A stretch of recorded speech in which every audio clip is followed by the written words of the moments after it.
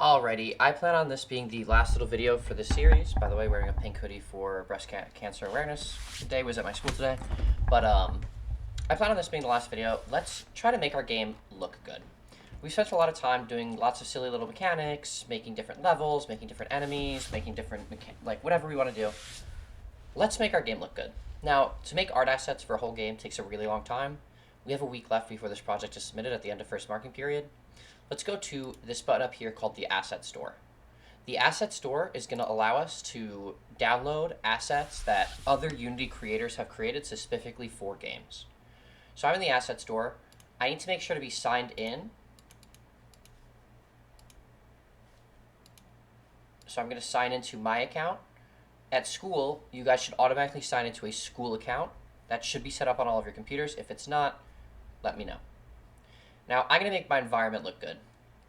So I'll grab, you know what? That's just a preview. It's not going to pop up. Dang it. Oh, yeah, there it is. Pixel Adventure 1. I'll grab these assets. These look cute. I'm going to add these to my assets, and it looks like it's a tile sheet, so I might show us some ways to add these assets. So I'm going to open that in Unity, and I can add some assets in Pixel Adventure 1. Download. Now, I downloaded it. Now, if I click import, it'll add a new folder to my assets folders. And that new folder is going to hold all of these files. So now in my assets folder, I'm going to have a new folder called Pixel Adventure 1, and it has all of the assets from the Unity Store. The Unity Store has thousands and thousands of assets. This one looks pretty cool. Let's start putting some assets into my game. Background. Oh, I see. This is just... Okay, these are background assets. Okay, so it looks like these are designed to be used with a tile map, which I suppose I could show us. Let's grab characters, Pinkman, Ninja Frog. These come with animations, so I could throw this run animation in to my character. Does it have a... So I'll do this. I'll make my character. This is a run animation. My character is using a run animation. I'll make this called run. I'll switch his size to match my character a little bit. Let's do...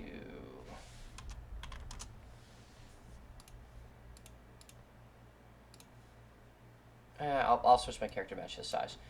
So I made a run animation, and I'll just throw that into my character controller for his player run animation.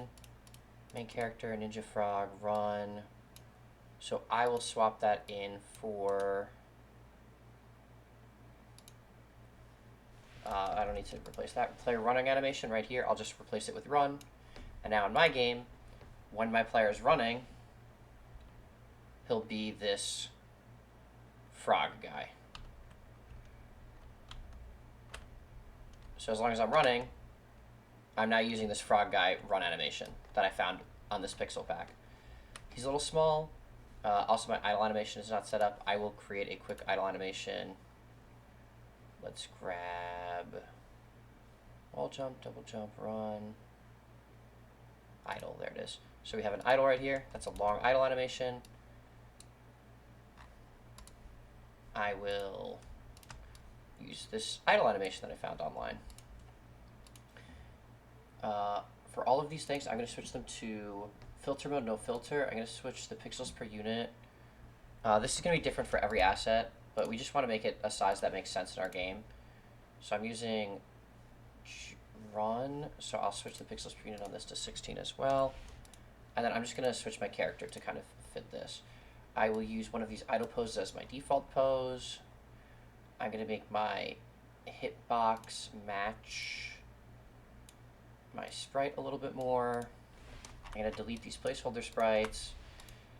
And now I have new animations. I just need to add this run animation to my player controller. Player idle. And for player idle, I'm going to use my new Pixel Ninja Frog idle animation, which is right here. And now when I press play, I have successfully used this asset to create this new character that took me about 3 minutes. So now I have this new character in my game. I'm idling, I can start running. I can do the same thing with my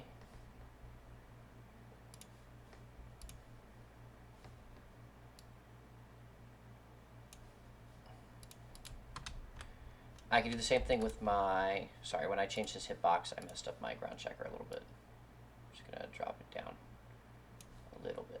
I can do the same thing with the background, with other stuff. The next thing I'm gonna show us is I think that this pack came with a tile map.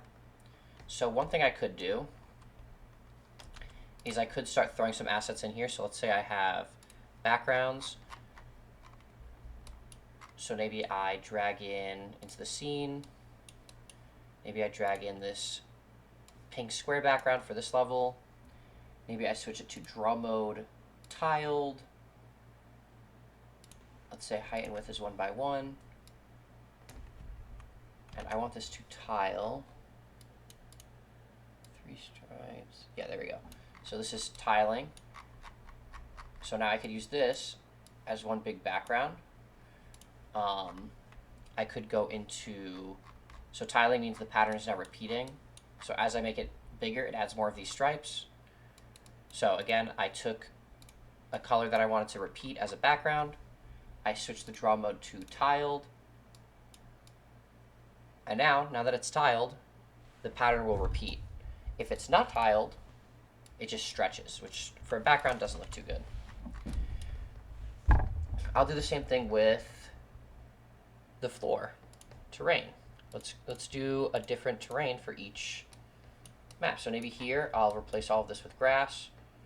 So maybe I grab this grass tile. Let's make the pixels per unit 16 by 16, I think. Yeah, let's use this grass tile. And I'll put this order in layer 1, so it's on top of my map. This is just aesthetic. And I will also switch this to draw mode tiled. Oh, that looks great. It's not perfect, but it's good enough for what we're doing. What if I do 1 by 1, just out of curiosity? I definitely don't want to repeat the tile that way. It is a little awkward, I'll be honest. Scale it down. Does this stretch it? So this is stretching it, and then this is tiling it. So let's scale it down to where I wanted it.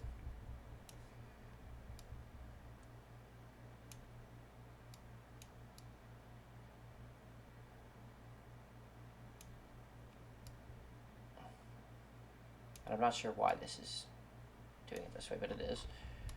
And now I'll just tile it out this way. And you know what? I'll copy that and just throw it on top of each of my platforms.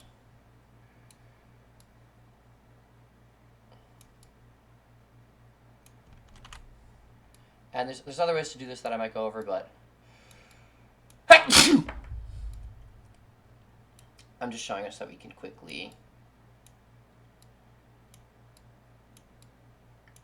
do this thing. I'm going to replace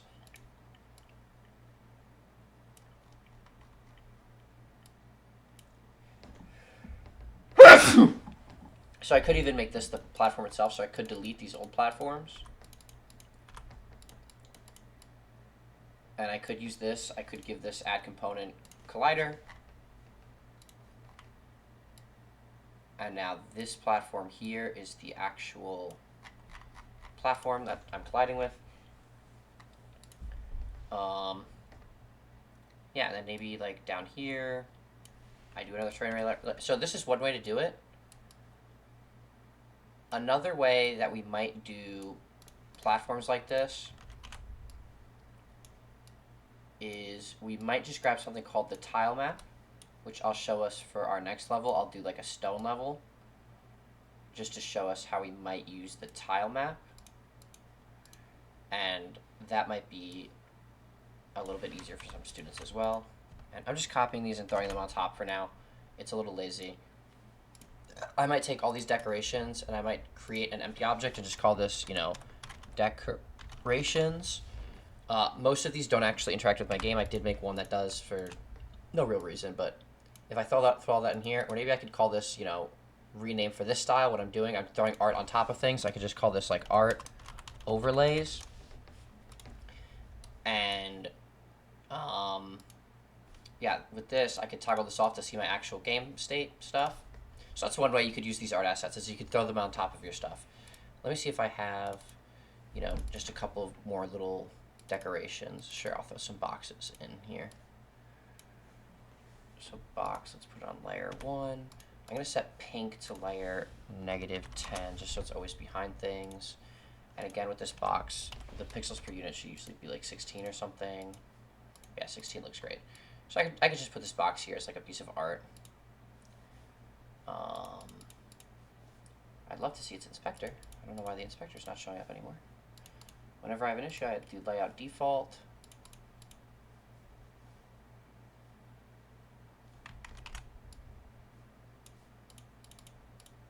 I can't see my inspector anymore.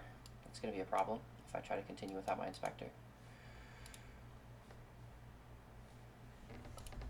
Sprite tiling might not appear correctly because the sprite is not generated with a full rectangle. That shouldn't affect my inspector. Now it's popping up. Some code is popping up. Okay. I just want to see my inspector though. Give me back my inspector. Okay, I'm going to save game. And I'm going to reload because I somehow... Oh, there's my inspector. It just popped up for a second. I somehow lost my inspector. Let's exit and reload. Let's just exit and reload.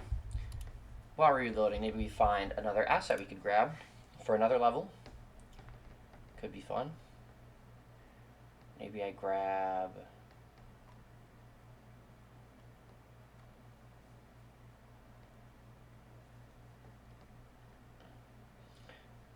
grass and flower. I could use these trees. These look like cool decorations. I'll add these.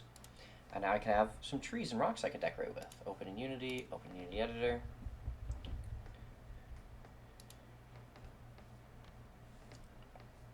And you know what? There's one more thing that I definitely need.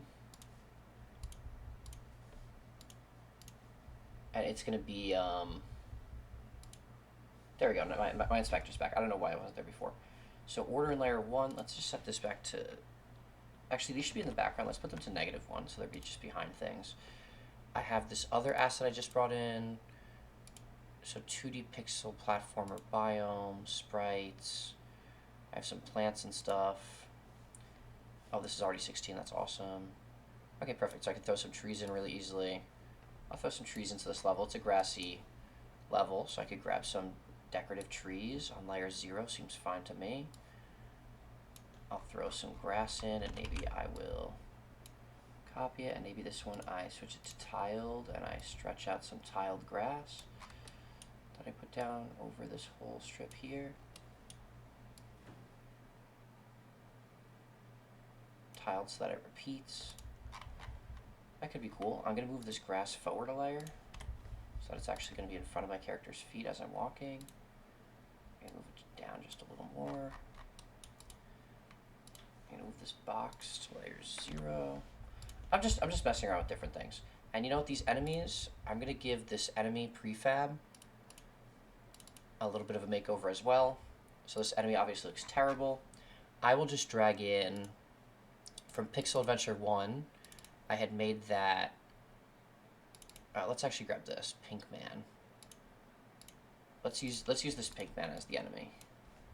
So I'm just gonna select these guys, make a new animation. I'm gonna delete this little placeholder animation, and I'm gonna give him this Pink Man run animator that I just created. And now I think that he'll also appear as a Pink Man instead of this ugly fish thing. So now my game looks even better. Oh, Pink Man is a little too small, but that's okay. We see that it's working. Let's give him an idle thing so we can see what he looks like. Oh yeah, he needs to be Pixels per unit 16 usually works pretty well for these pixel animations. That looks great. That looks awesome. I might grab a coin. So again, guys, it's been 15 minutes. My game looks a million, billion times better. I gotta move that platform.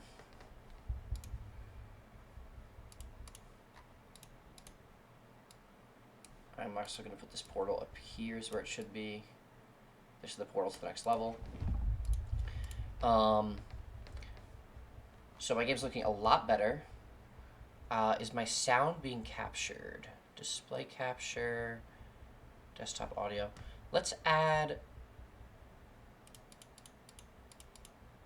some sounds. So my player is not a prefab. My coin is a prefab. I can add a sound to my coin. Okay, let's do some stuff with this coin. Let's make it so that when we touch the coin,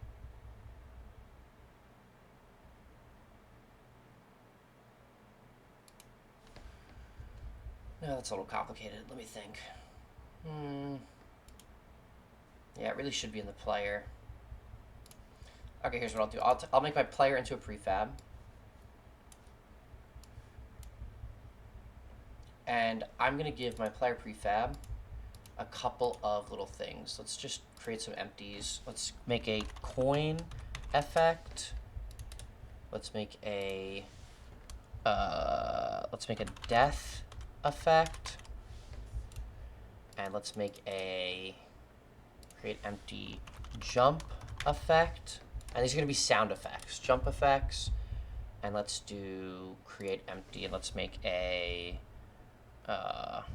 walk effects. So let's search for assets, and let's do audio, and let's grab some sound effects.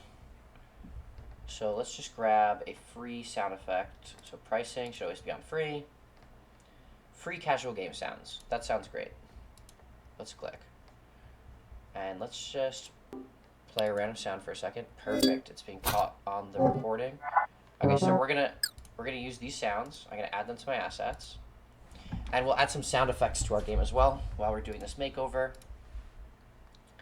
So I can download some sound effects. I can import them to my project. I can click import.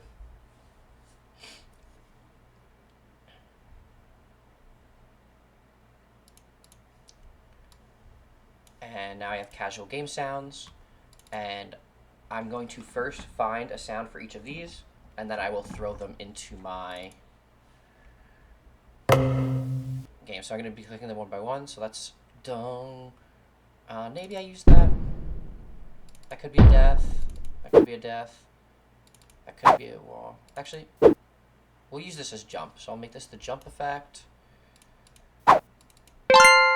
That will definitely be my coin effect. Sounds great.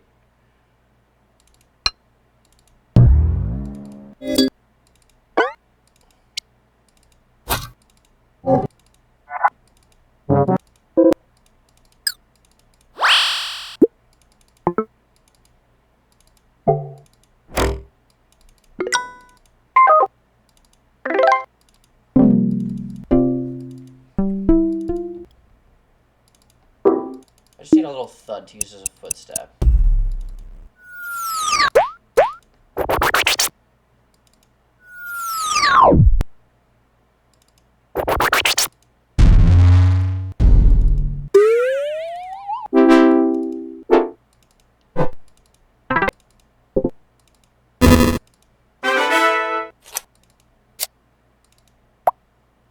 Okay, I'm gonna use this one as my footstep. Walk effect, coin effect, and death effect could be like anything. That doesn't sound death. Okay, that'll be the death effect.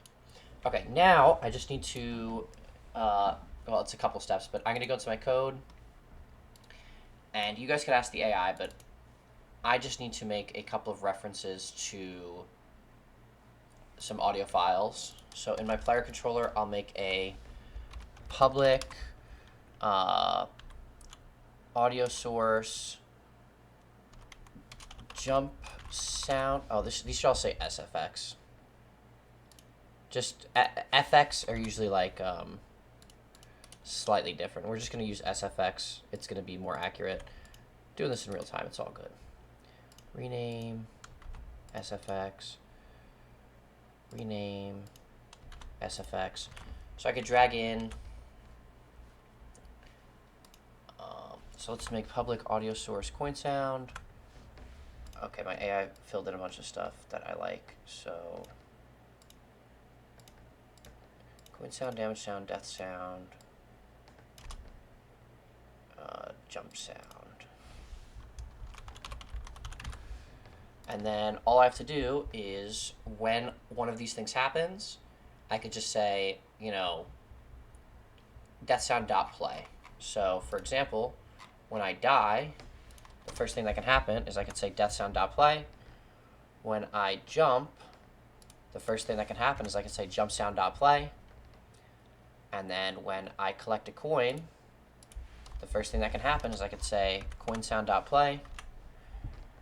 And when I walk is the hardest one. Let's see how we want to do this. So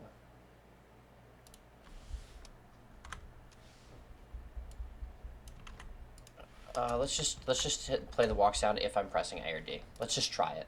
Let's see how it works. It might spam the walk sound every single frame and sound terrible, but we can try something to fix that. Oh, we're missing our references. So our player now needs references to. Our player needs references to.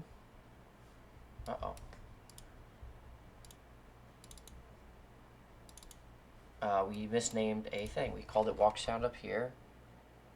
Death sound, jump sound, coin sound. Yeah, this should be walk sound. And we named it the wrong thing up there. And I named this with the wrong capitals. Where's jump sound? So when I jump, I should do jump sound. Okay. So now I have all those sound effects in my code. I went a little fast. You guys can put those sound effects into your code. I'll give you guys bonus points for it. In my player controller, I just need to give each of these a audio reference. So walk FX, jump FX, coin FX, and death FX. And actually, I should do that in the prefab if it lets me, but let's just look at it in game.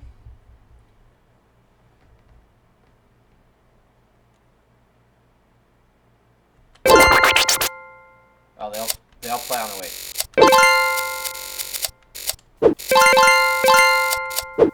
So my jump sound works great.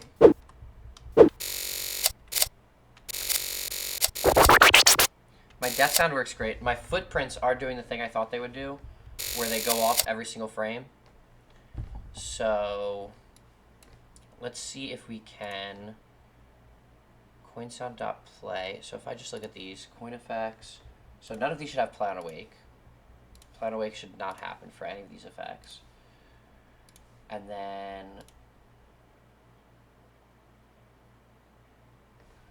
we should only play them if they're not playing. And the jump is slightly different. The jump should only happen if I am grounded.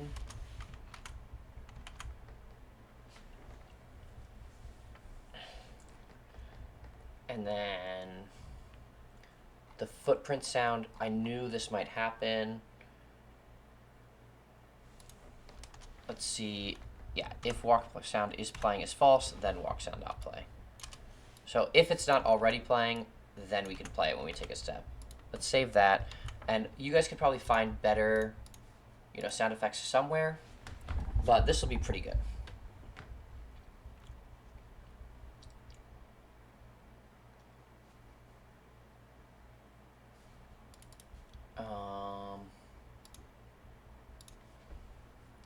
I think this is all pretty neat. Let's try it.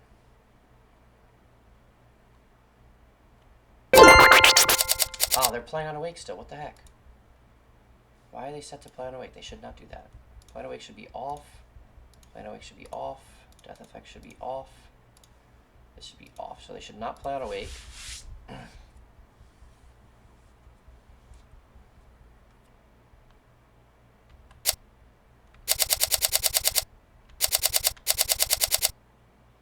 Okay, that walking sound is really loud. It's not the best walking sound, and by that I mean it's really bad, but I'm just going to lower the volume on it a lot. I'm also going to lower the volume on this coin effect. It's just really loud.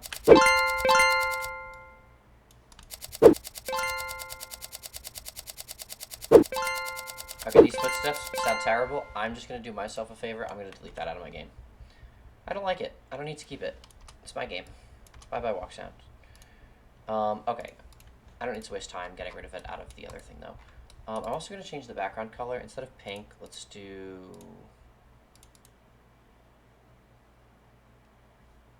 Let's try this. Okay, that looks pretty nice. Cool, so that's the rough idea. Is there anything else I want to do? Oh, let's do a tile map. Let me first just double check that my player prefab is mostly working. So if I do this, yeah, that works. Okay, so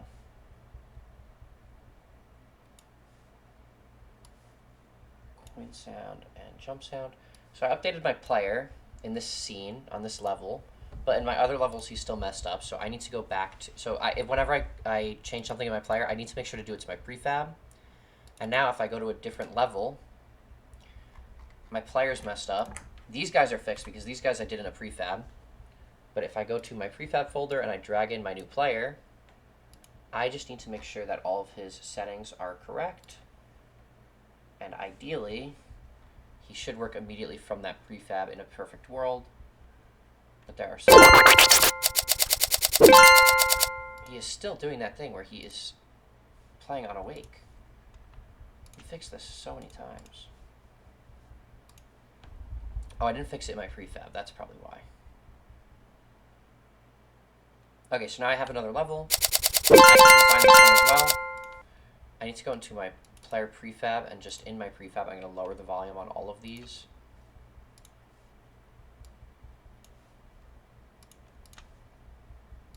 Because they're very loud right now.